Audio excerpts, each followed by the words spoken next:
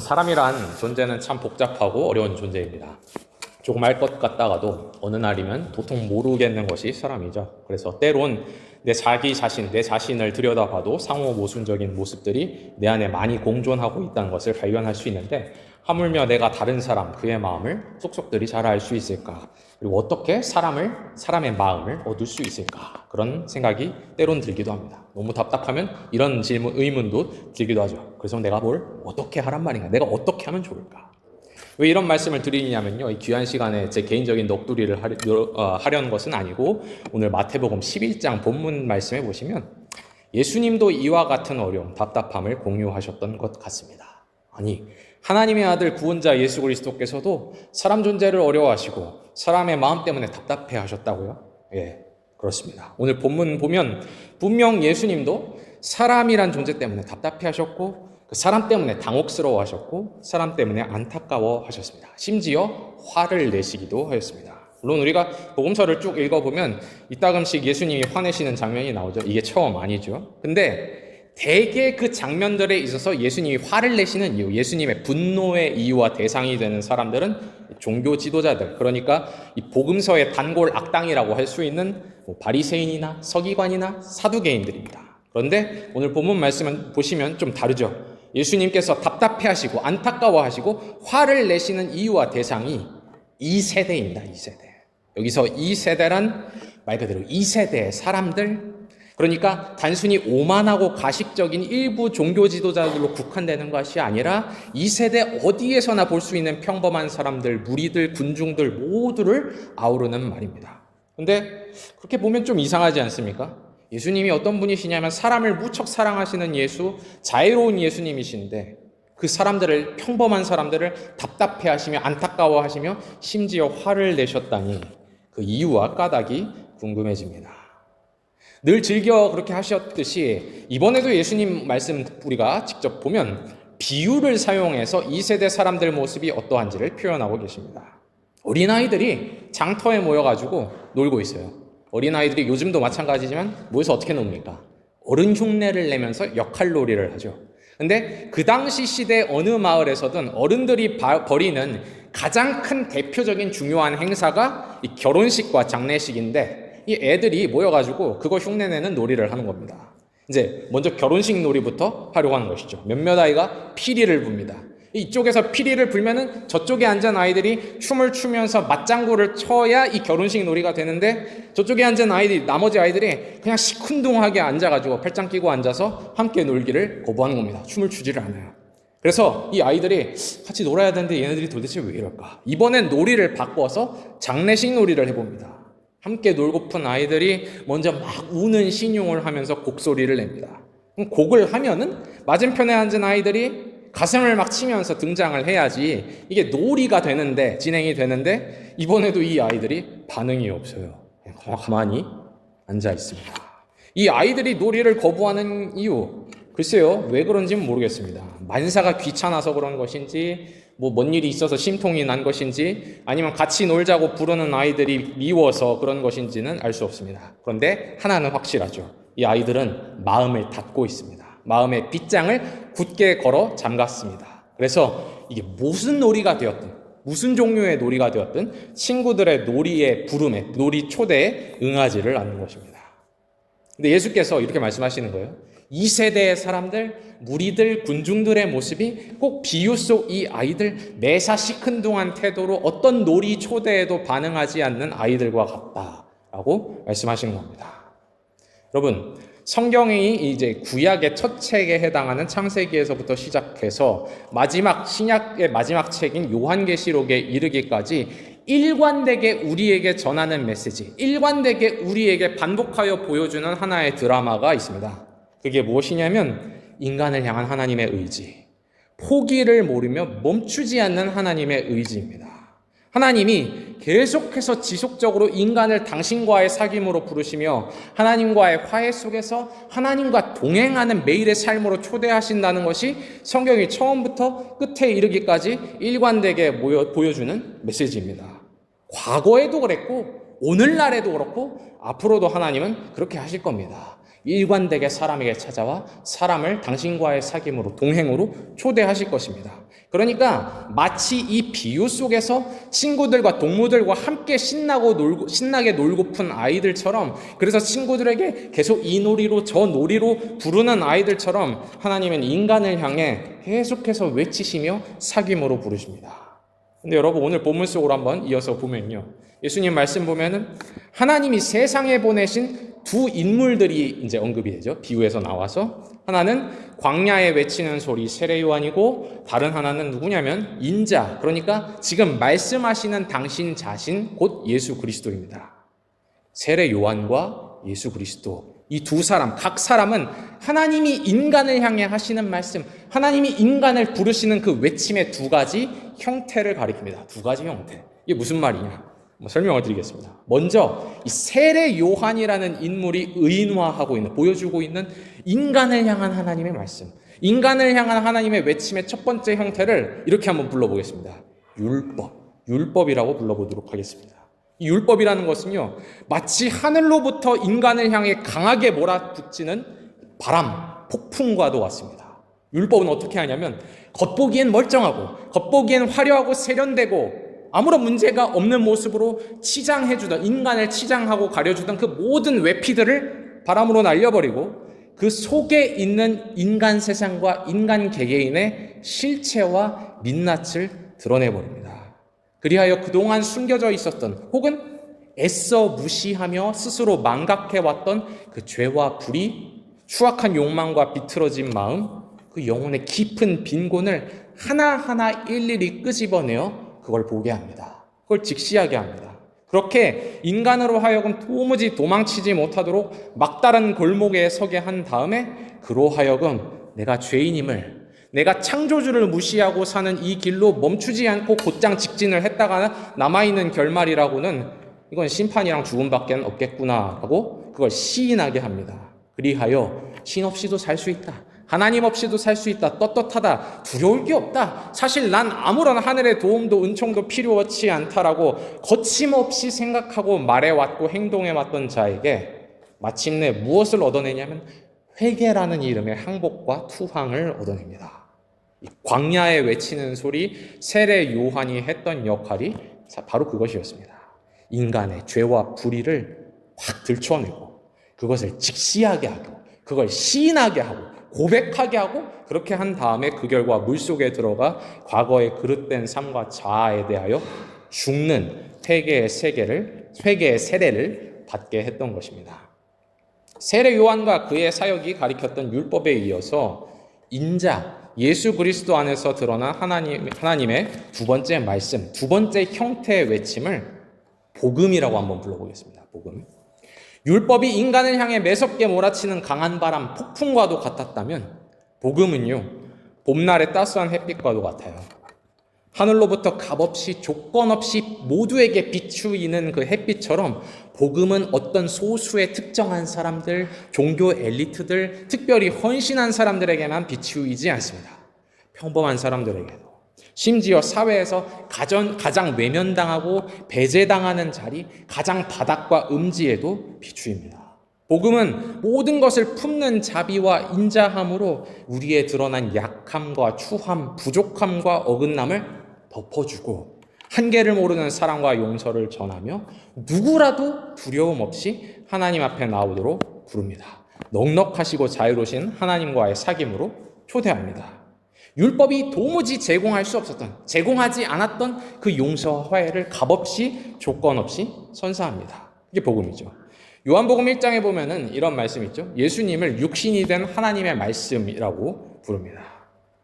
왜 그렇게 부르냐면 여러 가지 이유가 있겠지만 예수님은 복음을 전하고 가르치셨을 뿐만 아니라, 말씀으로 가르치셨을 뿐만 아니라 사실 예수님 자신이 곧 복음이셨습니다. 왜냐하면 예수께서는 그 몸으로, 그 육체로 누구에게나 다가가 함께 하시고 도우시며 임마누엘이 되주셨기 때문입니다. 먼저 내가 갈 테니까 이것 지켜라, 이 조건 지켜라, 이 자격을 충족해라 라고 따지지 않으시고 은혜를 베푸시고 회복을 주시며 하나님 나라의 빛을 먼저 맛보게 해주시는 것이 예수님 공생의 사역의 일관된 방식이었습니다. 심지어 사회에서 가장 비참한 인생을 살고 이웃들로부터 저 사람들은 상종 못할 사람이라고 여겨졌던 그 세리와 죄인들에게도 다가가셔서 그들을 그냥 불쌍히 여기는, 위에서 아래로 내려다보는 시선으로 바라보셨을 뿐만 아니라 그들과 식탁에 앉아 빵과 포도주를 나누는 그야말로 친구이자 식구가 되어주셨습니다. 그러므로 예수는 복음의 교사, 복음의 선포자일 뿐만 아니라 복음 그 자체, 복음의 화신이었던 것이죠. 세례 요한은 죄를 드러내고 정죄하며 회개를 부르짖는 외침, 곧 구약 율법과 선지자의 마지막 대표자로 섰고, 반면 예수께서는 하나님의 사랑과 화해를 전하는 복음의 화신이자 구원자로 세상에 오셨습니다. 근데 오늘 본문 말씀의 문제는 이것이요. 이 세대의 문제는 무엇입니까? 비유 속 아이들이 결혼식 놀이를 하자 그래도 반응이 없고, 장례식 놀이를 하자 그래도 반응하지 않던 것처럼 이 세대의 사람들이 율법과 복음 앞에서 아무 쪽에도 진실하게 반응하지를 않는 겁니다. 죄를 드러내어 회개를 부르는 말씀도 받아들이지 않고 거부하고, 값없이 화해를 누리게 하는 사랑의 말씀도 받아들이질 않습니다. 물론 겉으로는, 외면적으로는 어떤 반응을 보였을지도 모릅니다. 그러니까 이런 거죠. 세례 요한이 유명해지고 소문이 나자, 저 사람 대단하다라는 소문이 나자 요단강 근처를 기웃거리면서 이 사람이 어떤 행색을 한 사람인지, 이 사람이 어떤 모습으로 사는지, 혹은 그가 어떤 말을 하는지 한번 알아보려 했을지도 모릅니다. 그리고 갈릴리의 회복자이자 치유자인 예수가 정말 대단하다는 소문을 듣고 거기 한번 찾아가서 혹시 나도 기적을 보게 되진 않을까, 혹시 내가 바라는 바와 나의 욕망이 그 기적을 통해서 이루어지진 않을까, 충족되지는 않을까 하는 그런 기대를 품고 멀리서 지켜보았을지도 모릅니다. 그러나 정작 예수님 말씀 따르면요, 세례 요한과 예수 그리스도를 통해 하늘로부터 임하는 인간을 향한 외침과 부름 앞에선 마음을 열지 않더라는 것입니다. 마음을 열지는 않은 채 사소한 트집을 잡고 비난을 일삼으며 막 핑계를 대는 겁니다. 그리고 그 트집은, 그 핑계는 잘 보시면 이건 일관성도 없고 매우 변덕스럽습니다. 수준이 참 낮아요. 그들이 이렇게 말하는 거예요. 인격을 꼬투리 잡고, 사람의 그 보이는 모습을 꼬투리 잡고 이렇게 말하는 겁니다. 그들은 한편으로는 세례 요한의 유별난 금욕적인 그런 모습, 메뚜기와 석청만 먹고 가죽옷 한 벌만 입고 사막에서 생활하는 그 금욕적인 이상한 모습을 문제 삼으며 저 사람 인격과 메시지 신뢰할 수 없다, 그렇게 말했습니다.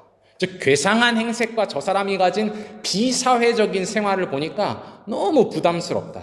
아무리 봐도 저렇게 생활하는 것 보니 저 사람은 미친 사람, 정신 나간 광신자 혹은 귀신 들린 사람 같다라고 말했습니다. 그렇다면 예수님은 어떻습니까? 예수님은 정반대죠. 예수님은 세례 요한과는 달리 매우 평범한 모습으로 사람들과 어울리며 사셨습니다. 그런데 놀랍게도 사람들이 이번에는 예수님의 평범함을 비난합니다.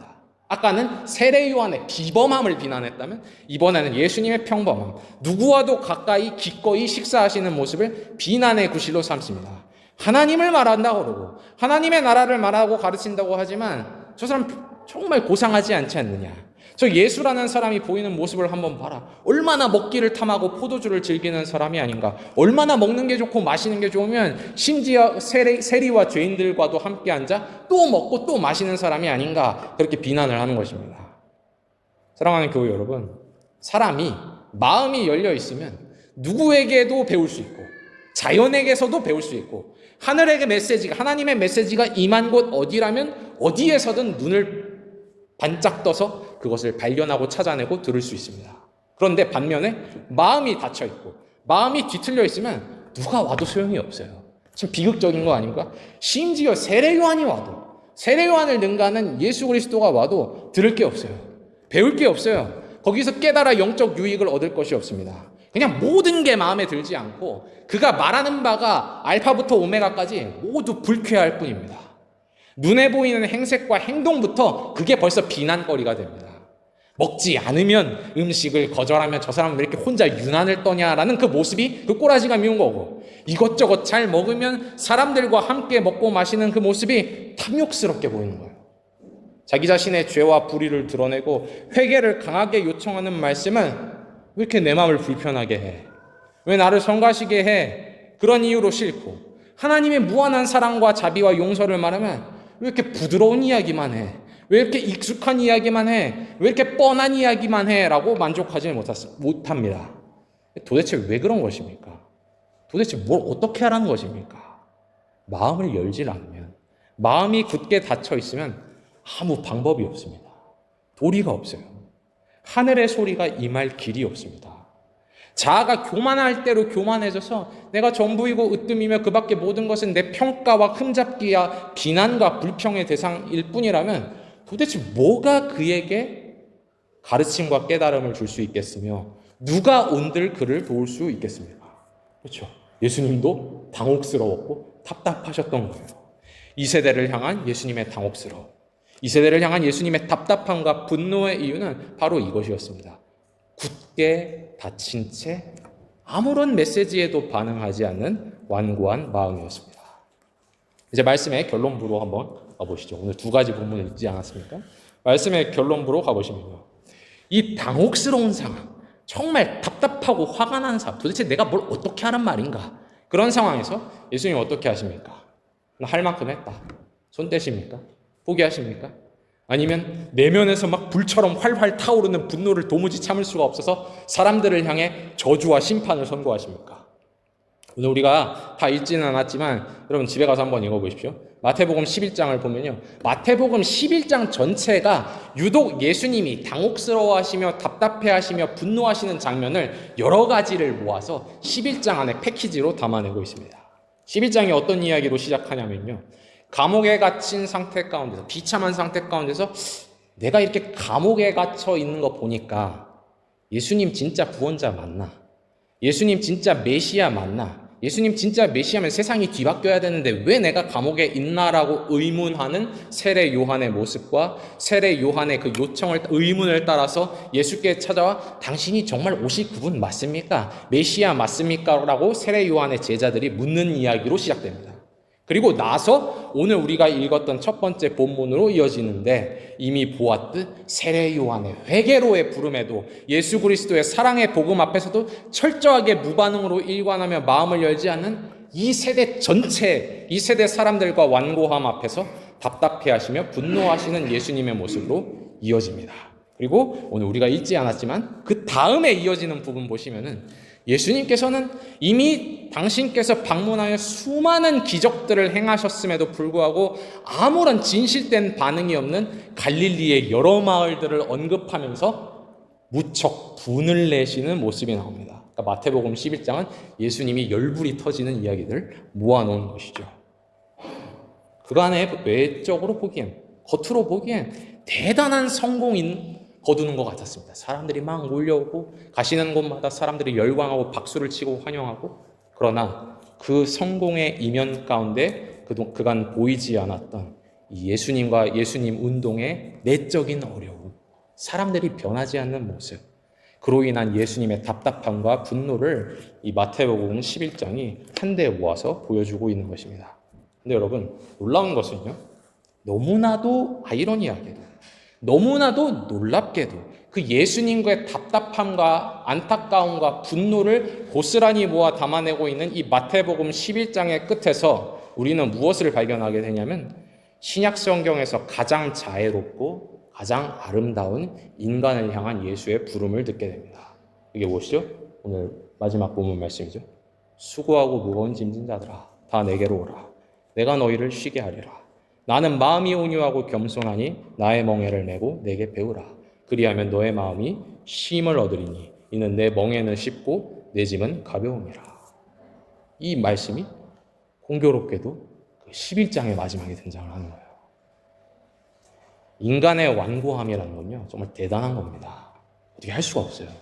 하늘 아버지도 하나님의 아들도 당혹스럽게 하고 답답하게 하고 분노하게 하는 것이 인간의 완고함입니다. 그러나 마태복음 11장의 끝에서 예수께서는 인간을 향해 복음을 전하기를 멈추지 않습니다. 인간을 위한 복음으로 존재하기를 중단하거나 포기하지 않으십니다. 답답해하고 안타까워하고 분노하시되 그렇다고 사람을 미워하거나 사람을 증오하거나 사람을 저주하지 않으십니다.